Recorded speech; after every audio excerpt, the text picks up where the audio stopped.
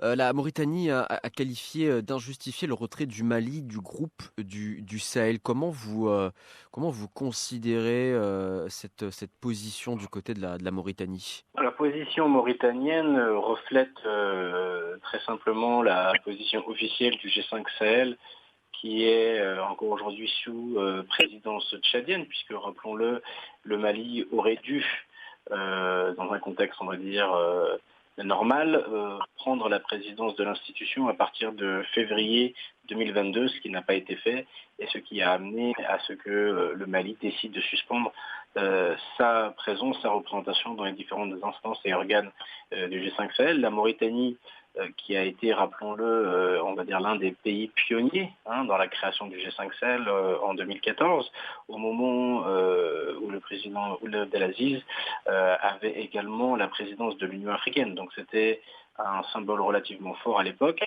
de la part de la Mauritanie et d'un positionnement, d'une certaine forme de leadership pour accompagner la création de cette entité sous-régionale. Et on va dire quasiment presque une décade après la création de cette institution, une institution qui est considérée souvent comme étant encore en marche d'opérationnalisation. Elle n'est pas pleinement opérationnelle aujourd'hui, ni sur les questions de sécurité, ni sur les questions de développement. Et finalement, la position de la Mauritanie, elle est assez normale au vu du contexte sous-régional où les États devraient davantage renforcer leur coopération plutôt que de tenter l'isolement. Il y a quelques semaines de cela, c'était le Togo qui devait jouer un rôle médiateur, dans ce conflit, c'est ça? Oui, Maintenant, c'est la Mauritanie. Vous pensez que la Mauritanie, justement, elle est plus à même de remplir, d'endosser ce rôle de médiateur? je crois que tout dépend des véritables intérêts à court et moyen terme de chaque partie prenante, de chaque pays. Le Togo s'inscrit dans une dynamique également sous-régionale qui concerne plus largement ce qu'on appelle depuis 2017 l'initiative d'Accra. Et organisation et initiative, puisque ce n'est pas une organisation, c'est une initiative pour laquelle le Mali, comme le Burkina et le Niger, sont partie prenante, soit 3 des 5 pays du G5 Sahel. La Mauritanie n'en fait pas partie. Comme tout le monde le sait, la Mauritanie ne fait pas non plus partie de la CEDEAO. Et malgré cela, le positionnement de la Mauritanie dans l'espace ouest africain est véritablement stratégique d'un point de vue géographique, mais d'un point de vue politique et je dirais même sur le plan sécuritaire, car c'est, comme tout le monde le sait, un des pays qui a, entre guillemets, le mieux géré l'équation sécuritaire et la lutte contre le terrorisme, puisque c'est un pays qui, dès le début des années 2000, a été très touché par le terrorisme sur son territoire et il a su réagir de manière très ferme, si bien qu'aujourd'hui, il n'y a plus eu depuis plus d'une dizaine d'années d'attaques sur le territoire mauritanien. Donc la Mauritanie a un positionnement géostratégique et elle entend continuer à faire partie, entre guillemets, des bons élèves de la sous-région.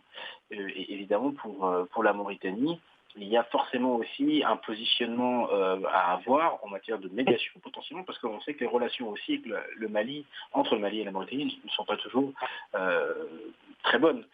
Rappelons-nous au mois de mars que la Mauritanie a accusé l'armée malienne de crimes contre des ressortissants mauritaniens. C'est quelque chose qui s'était déjà produit il y a une dizaine d'années. Donc la Mauritanie a tout intérêt à la fois à rester à la fois peut-être ferme par rapport au Mali sur un certain nombre de sujets, mais en même temps ouvrir la porte et tendre la main. Et c'est certainement ce qui a été dit quand la délégation mauritanienne menée par le ministre des Affaires étrangères est allée rencontrer le président de la transition, Assimi Goïta.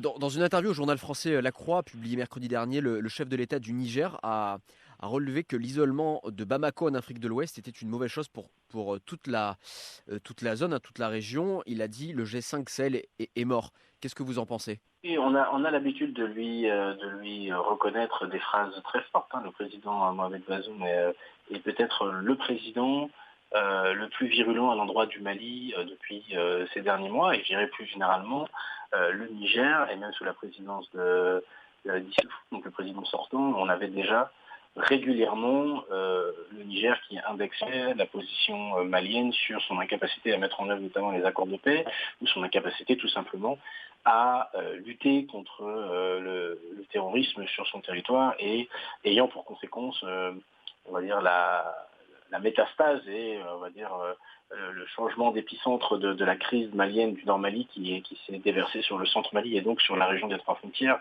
entre le Mali, le Niger et le Burkina Faso. Donc le Niger, je dirais, est assez constant, cohérent avec lui-même dans sa position vis-à-vis du Mali. Il fait aussi, comme la Mauritanie, figure de, entre guillemets, bon élève en matière de lutte contre le terrorisme. Je dis entre guillemets parce qu'il y a euh, toujours une approche objective à avoir sur la question des droits de l'homme, etc. Mais d'une manière générale, le Niger est également un pays qui prend le problème à bras-le-corps et qui lutte de manière très active contre le terrorisme sur son territoire national. C'est un partenaire privilégié aussi de Paris, notamment dans le redéploiement éventuel de Barkhane ou de la force Takuba. Donc évidemment, encore une fois, aucun État de la sous-région, aucune partie prenante et aucun voisin du Mali n'a d'intérêt à ce que le Mali s'isole davantage, notamment si c'est pour entre guillemets, tomber dans les bras d'autres partenaires dont les intérêts seront peut-être les intérêts de coopération seront peut-être un petit peu plus différents. Donc à ce stade, il est tout à fait normal que la suspension, voire la sortie du Mali du G5 Sahel, il est tout à fait normal que les pays partenaires et le G5 Sahel condamnent cette nouvelle posture de la junte malienne. Vous, quelle évolution vous voyez justement pour le G5 Sahel? Alors c'est vrai que d'un côté, quand le président Bazoum dit que le G5 est mort, peut-être que lui, tout simplement, comme depuis quelques semaines, essaye de déplacer un petit peu le curseur géostratégique en appelant au développement ou au renforcement d'autres entités sous-régionales. Au vu de l'évolution de la menace et peut-être en essayant d'insuffler un nouveau leadership. Je pense qu'aujourd'hui, cette tractation, telle que cela a été proposé par la Mauritanie la semaine dernière, le rôle du Togo, c'est pour essayer de trouver un certain équilibre au niveau régional dans la coopération, renforcer la confiance entre les États, la confiance en matière de partage d'informations, de partage de renseignements. Et si très rapidement le Mali et ses partenaires ne trouvent pas un terrain d'entente, on risque d'aller vers la dislocation du G5 Sahel d'une part, et comme je le disais à l'instant, également de voir le Mali s'isoler de plus en plus d'un certain nombre de partenaires historiques, et puisque cela semble être la volonté du gouvernement malien, c'est de se tourner vers d'autres partenaires qui seront peut-être beaucoup moins perçus positivement par des pays comme la Mauritanie, le Niger ou même le Togo et donc les pays côtiers. Et donc s'il n'y a pas de réponse très rapide qui est trouvée à cette crise multidimensionnelle, on risque d'aller vers un isolement du Mali et évidemment de fragiliser davantage le G5 Sahel qui était, comme on le dit souvent, un éventuel colosse, mais surtout aujourd'hui au pied de l'argile. Et quelles pourraient être les autres conséquences de l'isolement du Mali, justement? Les conséquences, elles sont d'ordre multiple et dont les impacts sont à géométrie variable. La première, comme je le disais, c'est l'isolation par rapport et l'éloignement par rapport à un certain nombre de partenaires historiques, que ce soit la France, puisque en tant qu'ancienne puissance coloniale, c'est aujourd'hui la France qui est indexée par un certain nombre de voix dissonantes au Mali. D'autres conséquences, et encore une fois, c'est que cet isolement s'accompagne de facto on va dire, de la redéfinition d'un certain nombre de partenariats stratégiques, et potentiellement en regardant davantage vers la Russie, évidemment, à qui on pense tout de suite, mais d'autres comme la Chine ou comme le Qatar, voilà, des pays qui ne sont pas forcément dans la même dynamique que la coopération historique qu'on peut voir généralement en Afrique de l'Ouest et dans les pays sahéliens. Donc un isolement doublé d'une certaine redéfinition des partenaires stratégiques. Et une des conséquences également, c'est que sur le plan sécuritaire, pendant qu'il y a toutes ces gesticulations politico-diplomatiques, la problématique sécuritaire et de la prolifération des groupes armés terroristes au Sahel est de plus en plus importante. Et donc je crois que le Mali, comme l'ensemble des partenaires, doivent à la fois définir leur stratégie au niveau national et au niveau sous-régional, mais tout en pensant quand même qu'on est dans un contexte où l'instabilité liée notamment au terrorisme est croissante dans toute la sous-région et touche désormais également les pays côtiers. Je vous remercie, monsieur Pigné, pour cette interview. Très bonne journée. Merci.